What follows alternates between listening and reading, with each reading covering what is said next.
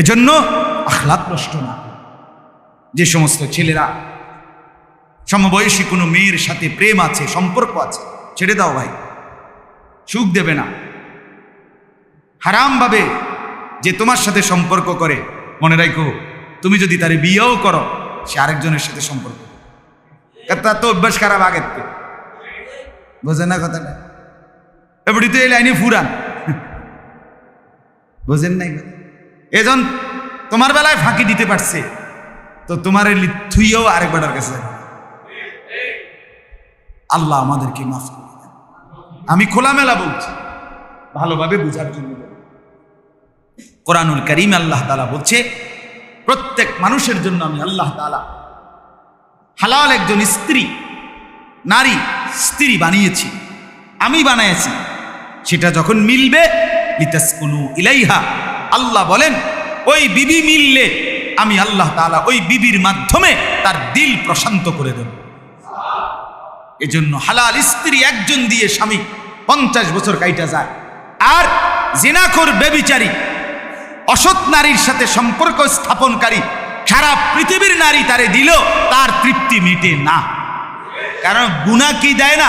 সুখ দেয়। গুনাহ তৃপ্তি দেয়। এক গ্লাস পানি খাইলে মানুষের তৃপ্তি হয়ে যায়, কিন্তু মদখোর নেশাখোর সারা পৃথিবীর বোতল তারে দিলেও খাইয়া তে কইবা আরো বোতল আছে। ঠিক কিনা বলেন না? কেন? গুনাহ কি দেয় না? তৃপ্তি দেয়। অথচ এক গ্লাস পবিত্র পানি কি দিয়ে দেয়? তৃপ্তি হয়েছে। এজন্য গুনাহ ছেড়ে দেই, নাফরমানি ছেড়ে দেই। প্রতিটা গুনাহ আগুন লাগায় দেয় জিন্দেগি, ঘরে পরিবারে। আপনারা জানেন না বাপ, ফ্যামিলির হালাত বড় নাজুক, ফ্যামিলির হালাত বড় নাজুক। এই সেদিনও এক ভাই, ভালো মানুষ, আমার হাত ধরা কাঁদতেছে আর বলতেছে, হুজুর পরকিয়া, মহিলারা, পুরুষরা বিবাহিত অবৈধ নারীর সাথে সম্পর্ক, অন্য মহিলার সাথে, মহিলার অন্য পুরুষের সাথে, এডি কদ্দুর হুজুর কইেন, অবস্থা বেশি বেতাল। সমাজের হালাত তো আমরা শুনি, বাপ মানুষের অবস্থা তো আমরা জানি। বাবা কাঁদে, ছেলেরে ভয়ে কিছু বলতে পারে না। মা কাঁদে, মেয়েটা অন্য ছেলের সাথে অবৈধ সম্পর্ক।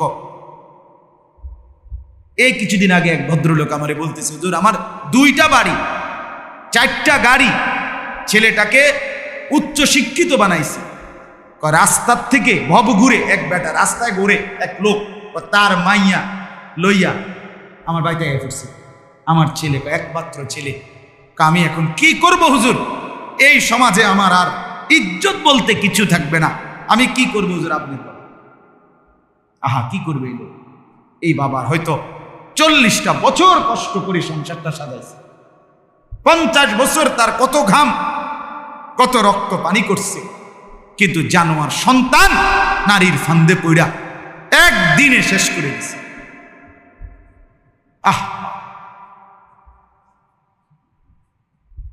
এজন্য ফিরে আসো ভাইয়া, আপনার অভিভাবকদেরকেও বলি, ছেলের দিকে নজর দেন, মেয়ের দিকে নজর দেন, বিবি বাচ্চার আখলাকের দিকে নজর দেন।